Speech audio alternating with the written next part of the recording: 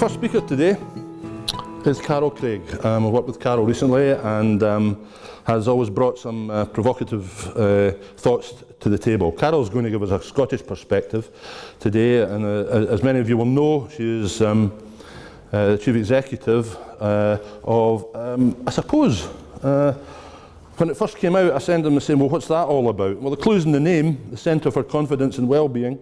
And I remember when it was first established, some people said, well, what's that going to be about? And as ever, the Scottish approach was, oh, that'll never happen. And so it's kind of like my own job. We're never going to be short of new people to work with in these kind of territories. She's a prolific author in recent years. The Scots crisis of confidence stirred up a number of views in the country. And the Tears That Made the Clyde focused that down on a local area and caused a wide range of considerations, if not views as well. Carol, you're very welcome here today. Looking forward to your perspective and hearing how things go. So, ladies and gentlemen, please welcome Carol Craig. Thank you.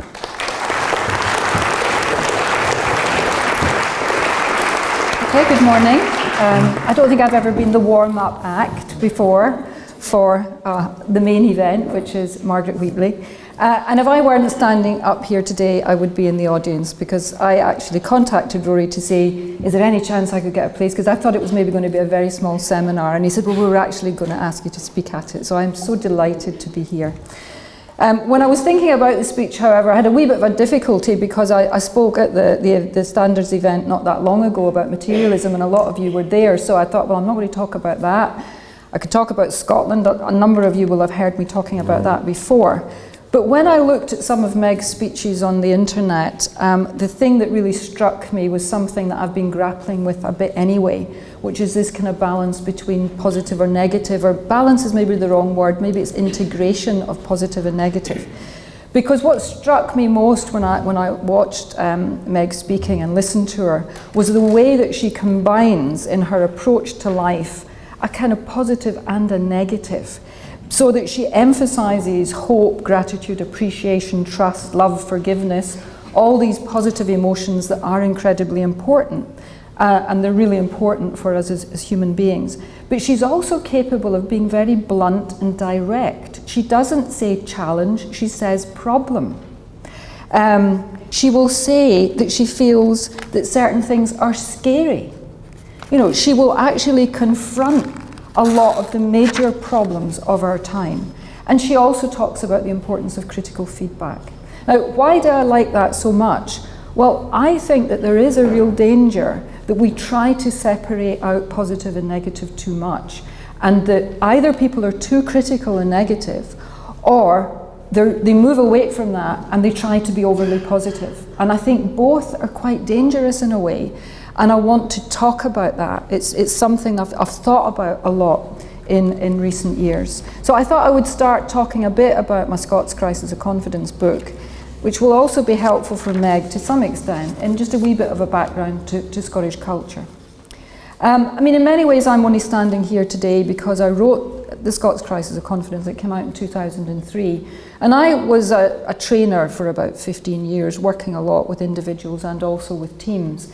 And during that period, I was really struck by the reticence that there was a lot of the time when you were working with people from Scotland. That you would be trying to get them to communicate in teams, to have some sort of dialogue and discussion. And it was like pulling teeth a lot of the time. And it wasn't that people didn't have opinions, because you would often hear them at the tea break saying, I don't think that worked, or I don't know why she said that, or whatever.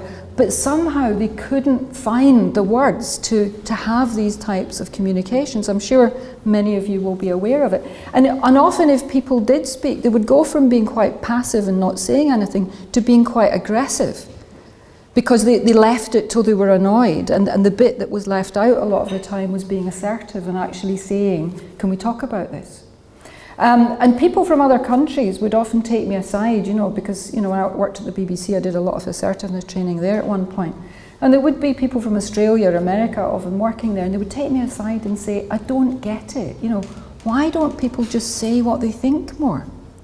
So So that was really the kind of issue that I started to try and analyse. What was it about Scottish culture? And in as much as confidence tended to be seen as an issue in Scotland, it tended to be seen as a political issue. And I'm not saying that politics doesn't play a part in this, but I don't know that it's the biggest part of it, is politics or about the BBC and how we're subjected to another country's media. I think a lot of this is deeply cultural, and in my book, The Scots Crisis of Confidence, I kind of trace it back to the Reformation and Scotland's particular way of religion and the way of looking at the world. So I'm saying I think it's more cultural than political. So what is that? Well, I think some of this is about Scotland's version of egalitarianism. Now, this is more of a European version than an American version. The American version of egalitarianism, and Meg can correct me later if this is wrong, tends to be we're all of equal worth, therefore anyone can become president. Right? It may be a myth, although, you know, Obama did become president. But, you know, if you look, America's a deeply unequal society, but that's their version of egalitarianism. In other words, it encourages people to have aspirations. Our version of egalitarianism is to say, we're all of equal worth, therefore no one is any better than anyone else. What you get with that is a levelling down, right? Everyone should know their place kind of egalitarianism, which is not very good for encouraging people to do things, because what you get with that is a fear of standing out from the crowd, of it making it look that you think you're special in some way, or people saying, who does she think she is? Okay, so that's our version of it. But where it's a wee bit more complicated, because I think a lot of European countries have that version of egalitarianism. I know Scandinavians will say that they recognise that. Where I think it's slightly different in Scotland's case is we've got another bit which is very much linked to our Calvinist religion. And this is, there is a notion inherent in Scotland that we are all worthless till we prove that we are worthwhile. Now, I've said that a lot at events, and hardly anyone has ever corrected me on that. It is deeply embedded, I think, in the Scottish psyche that you're worthless. We're all equally worthless. And therefore you have to prove that you are worthwhile in some way. But we then make it very difficult for people because of that, but don't think you're anything special kind of thing. So you're being pushed forward and held back at the same time. And I think that creates a confusion in people's mind. And I can remember there was a period in my 40s where I really had that sense of wanting to be more, you know, feeling I had more talent, ability, potential than I was being encouraged to realise. And I felt there was this pressure on me just to fit in and pay a lot of attention to what other people thought. And I think there's a lot of people who are operating well below their potential as a result of these kind of pressures and forces in Scottish life. And that it's often when people leave Scotland that they feel freed up of that, and that they feel that they have got much more opportunity. I mean, there was a really good example of this where I spoke a few years ago at a conference of arts administrators in Scotland. And I was talking about the Scots Crisis of Confidence, and at one point someone said, do you not think this is going to change? We've got a lot of people from other countries now living here. Surely they're going to bring in different attitudes and that will transform us. And I said, well, that's not been my experience. What people tell me is we change them, they don't change us, right? So Americans very quickly find out that you don't say anything positive about yourself because it's not considered acceptable. And as I was leaving, this young woman came up to me, very bubbly type of woman, hair in bunches, Afro-American, and she said to me, I really want to thank you for your speech. She said, I so recognised everything you said. She said, you see, I'm living here because I'm married to a Scot. And she said he was a very different man when I met him in America. He was much more confident and outgoing. But you see, he's a Glasgow working class Catholic. Now, I thought it was really interesting because Americans don't tend to label people as readily as we do in Scotland. But she was understanding that for him, that was an issue. But she said he was kind of training her to be Scottish. So I said, well, what does that look like? And she said, I'm now speaking quietly on buses. She said, in America, when I'm there, I just tell people that I joined the project as a clerical assistant and now I'm the chief executive. But I wouldn't dream of saying that in Scotland because people would think I was boasting and putting them down. And then she said, I'm losing sense of who I am as an individual because I have to rein back my personality to fit in. And I said, how are you feeling about that? And she said, I'm losing my confidence. In many ways, that, I put that as I wrote a new version of the Scots Crisis of Confidence recently, and I put that as the leading story, because to some extent, that's what I'm arguing. I think that's very common in Scotland, for people to feel that they have to rein back on who they are to fit in. I'm not saying it's wildly different in England, but I don't think it's quite as pronounced there, because there's more of a sense, I think, in Scotland that you're being observed, watched and judged. In England, there's more of a sense of no one's interested in you. Slightly different.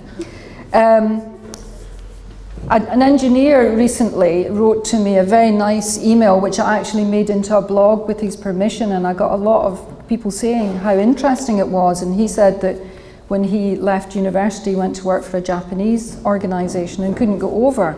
Well, he just thought that this was what workplaces were like. It's a real can-do culture. Real emphasis on people sharing, contributing ideas and so on. And then he left and he came and he's working in a more traditional industry in the west of Scotland. And he said he can't believe that the attitude is that if you're motivated, you're being a sook, that there is a way in which people, if they want to do something, are really put down for it. And I'm not saying that's true everywhere, but I think we've still got a lot of that around. And he put a wee story in it, which I think a lot of people that read it related to. And he said his father-in-law, when he came to see his kids recently, and he hadn't seen, this baby for a while, he walked into the room and the first thing he said is that Wayne get a squint? So, that way in which we are often much, much more focused on being critical rather than being positive. And just another wee story of a couple of Americans going up to, I think it was Aberdeenshire, and they went to a church service. And they were doing that quite American evangelical thing during the service. They were going, hallelujah, praise the Lord. And it was really irritating the hell out of the congregation. And at one point, a couple of people turned around and said to them, we didn't praise the Lord here. So all of that is a preface to saying, in many ways, you can see, once I wrote my book and discovered positive psychology, I did think there was something in this that would be actually very helpful for us in Scotland. To be quite honest, I always felt America didn't particularly need positive psychology, but I felt that we could do with a dose of that.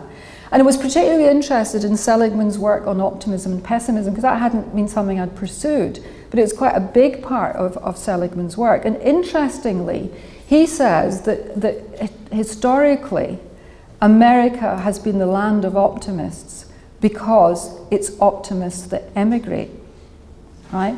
You wouldn't get on that boat. If you think about traditional emigration of people having to travel long distances and really quite poor boats and all the rest of it, you don't go unless you think you're going to have a better life. You really need to be full of hope and optimism, or you wouldn't embark on that journey. But if America is the land of optimists, what does that mean about Scotland, who was a major exporter of people? I think with Norway or whatever, we in Ireland, we were one of the main countries that people were leaving from all over the world. And we often think of emigration as the clearances, but actually that was the minority. The vast majority of Scots who left Scotland went willingly. And the argument is that many of them were the ones that had most get up and go, who were the most hopeful, who were the most optimistic. And I think that must have affected Scottish culture in some way.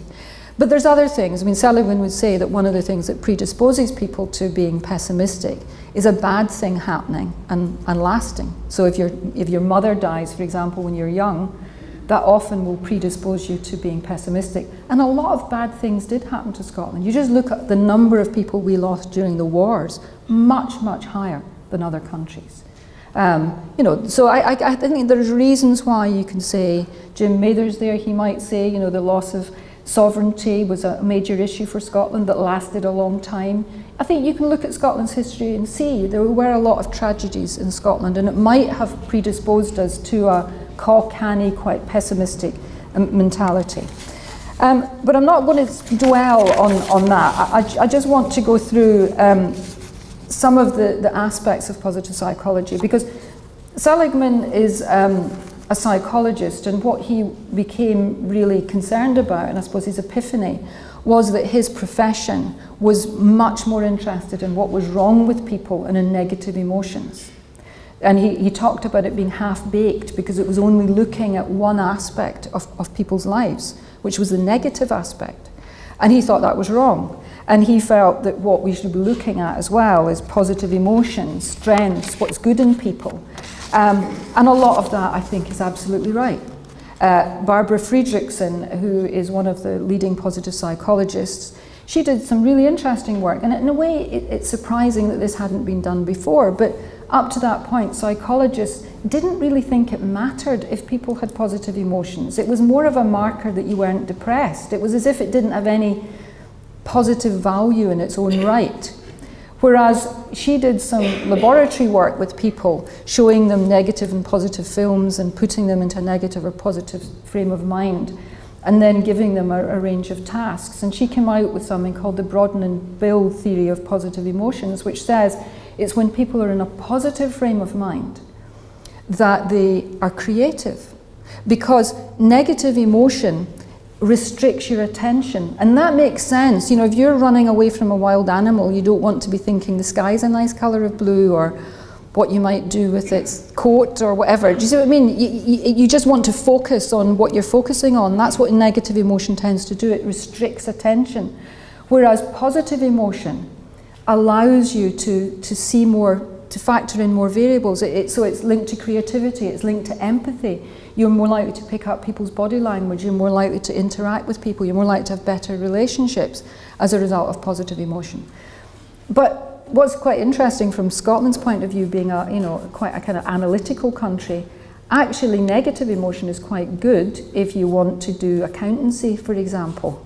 Because if you want to focus on something, actually being in a neutral to slightly pissed off mood is quite an advantage.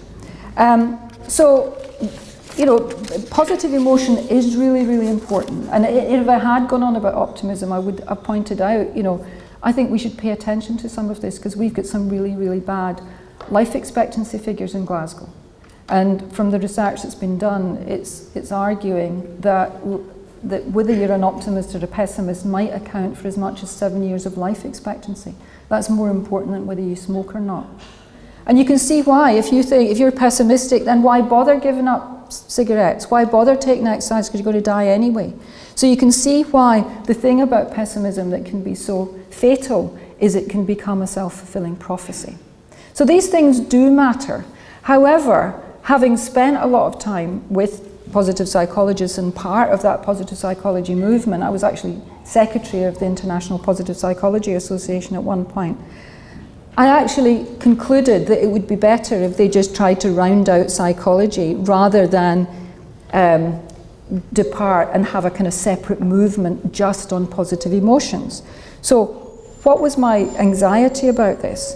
Well, I think that there is a tendency to create a fear around negative emotions, because the argument in positive psychology, and I'm not saying this is wrong, is that negative emotions are much more powerful than positive ones.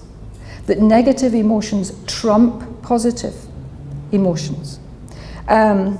So, for example, if you're given a bit of criticism and a piece of praise at the same time, and someone comes back to you, a few hours later, you're much more likely to have remembered the criticism than the praise. And that seems to be an international phenomenon, and it's to do with the fact that critical, negative things have maybe got more survival value for you than the positive, okay? Losses are more important to people than gains. If you lose a pound or I'm talking about money here, but maybe weight as well. If you lose a pound, no, it wouldn't work with weight, lose a pound as opposed to gain a pound, you're more affected emotionally by that. Because people don't like losing things. So you know, I think it's interesting. I think that you start to kind of see things in this way. And there was a guy called Marcel Lasada who did some work with Barbara Friedrichsen as well, studying high-performing teams in America, 60 high-performing teams.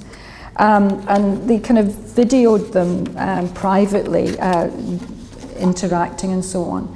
And he said that there were a number of things that seemed to matter. One was what he called inquiry to advocacy, you know, whether you were putting forward a point of view or you were questioning and teasing out what other people think. Another was how much you were focused on your own feelings or paying attention to other people. And the third one was the ratio of negativity to positivity. So negative critical remarks as opposed to that's a good idea, I like that, you know, these kind of things. And what he said, in the highest performing teams, there was a ratio of 5.6 to 1 of positive to negative. Okay? And it needed to be 3 to 1 to keep the atmosphere positive. Right? So you need, and that's what I mean by it trumps positive, negative trumps positive. You need more positive strokes to neutralize the effect of the negativity. And actually within personal relationships, some people like John Gottman argue it's higher than that for positive relationships you need about 7 positives for every negative, right? Now, what I think, and I'm not disputing some of this, but I think once you get into this kind of ratio mentality, people start to get twitchy about being negative or critical. And yet, even within the Lasada research, they were saying over 11 to 1, it actually becomes really counterproductive because you need criticism. You need to get that to get new ideas. But I mean, anyway, what I could see within the positive psychology movement was people who were starting to become fixated on being positive. We don't want anything critical. And within the movement, I felt that, you know, it actually meant that there was very little analysis going on, because what you got was people wanting to be appreciative all the time and not critical, and actually leading to a kind of hero worship of Martin Seligman, which wasn't actually very healthy in many ways. So I felt that there was something about this. People start to become too worried about negative emotions and fixated on positive ones, and yet there's very good research that says that people who actively go out of their way to be happy are less happy than people who do not think about it. Okay? Now there's a very simple explanation for that. As soon as you're making happiness a goal, every time you're not feeling happy, there'll be a wee voice saying, oh, you better watch out, you're not happy here. Happiness is much better to be a byproduct of what you're doing rather than a goal in itself. So there's another, and you can see this with kids. I think we've had years now of parents really obsessed about how happy their children are. And actually what it leads to is overprotection and not giving kids space to learn in life and to develop their resilience. Resilience needs to be developed as a result of things happening and you overcoming them. If you get all that overprotection, it doesn't happen. And I think the other thing that PP has a tendency to do is overestimate the importance of appreciation. Now, I think Meg might have a different view of this. But if you think about all the major social movements that made for significant changes that were absolutely vital for the type of society that we are, and I'm thinking here of factory legislation, the extension of the suffrage, votes for women, an end of slavery, the welfare state, a lot of this was done not on the basis of appreciation, it was done on the basis of criticism, critique, disgust, anger, negative emotion. People said, this is wrong. We mustn't lose the capacity to say, this is wrong. What we do need is we need people to have hope. We need people to work well together. We need appreciation of people's efforts. We do need the positive, but we don't just need the positive. We need the negative as well, because anger and negative emotions of that kind are major drivers of people. So I think that worried me in many ways. And the other thing is we need pessimism. Pessimism keeps us alive. Would it not have been much better for us in Scotland if we had had pessimistic bankers? In fact, generally as an economy, we would have been far better if we had pessimists in charge who said the worst might happen. Right? We had too much optimism and belief that the worst might not happen. So I think that we need analysis, we need critique, and we need to confront a lot of the major issues of our time. What are the lessons for Scotland? Well, I think that we need to guard against swinging from the Scottish cringe, we're hopeless, we're useless, we can't do anything right, but to the what's like us, we're the best in the world, we're wonderful, we'll do all these amazing things, and we'll show people. I think we've just got to be careful about swinging from one to the other. I think that we have to guard against trying to adopt a positive approach that then silences critique.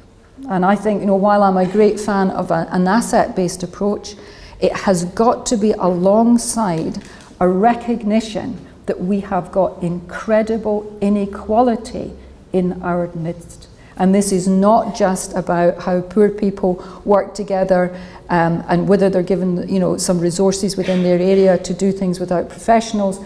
A lot of this is about confronting the fact that Britain as a whole, and Scottish figures are no different in this respect now, is a deeply unequal society. We are now back at levels of inequality in the UK that pertained in 1854 when Dickens was writing Hard Times. We mustn't forget that. A lot of this is about structural inequality, and we need to start talking about that more. So I don't want you to think that I'm being overly critical of Scotland, because I also believe there's a lot of fantastic work happening that is almost happening below the radar. And this is one of the reasons why the centre that I run in conjunction with Argyll Publishing is going to be doing a book series that's starting in the autumn. And the first one, it's called Postcards from Scotland, small books of about 80 to 100 pages to encourage people to read them. And engaged in the world, not abstract, intellectual, conceptual books, although they will be about new thinking. The first one has been written by Phil Hanlon, Professor of Public Health, and his former research associate Sandra Carlyle. It's called After Now, very much along the lines of his website. And what he's setting out, and I'm sure a lot of you will agree with this, is that life as we know it in Western culture is not sustainable. Environmentally, socially, culturally, we cannot keep living the way that we are living, and we have to find new ways of living. That's Phil's contribution here, and I'm sure he'll make it very eloquently. I'm writing the second one, which will be called The Great Takeover, and it's about how materialist values are coming to completely dominate our life. And we're paying a huge price for that. But the third one is why I started to tell about the series, because I want to tell you about this one. One of the things I knew I wanted was someone to write up some of the great community initiatives that are happening, and I'm thinking particularly environmentally and some of the social enterprise work that's going on, that I was aware of. But I had a dilemma here because there's no money in small books of this kind.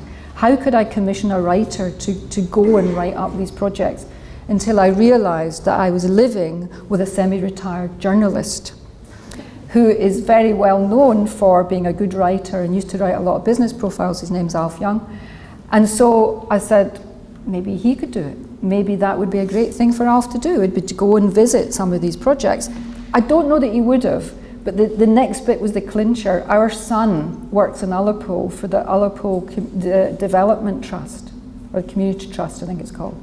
So this is his world. He works in this world of trying to get projects on environmental sustainability and social enterprise and so on. So I said, why don't you do it as a trip? That sounds like the road. Let's call it the new road. A man and his son go on a journey that's an inspirational journey. So they did it in the beautiful weather week a couple of weeks ago. Around 15 projects in Scotland. A lot of them were community development trusts, but not only that. They went to the International Women's Centre in Dundee, they went to Gal Gale, You know, they went to a number of the Fife diet and so on. They were knocked out by what they saw.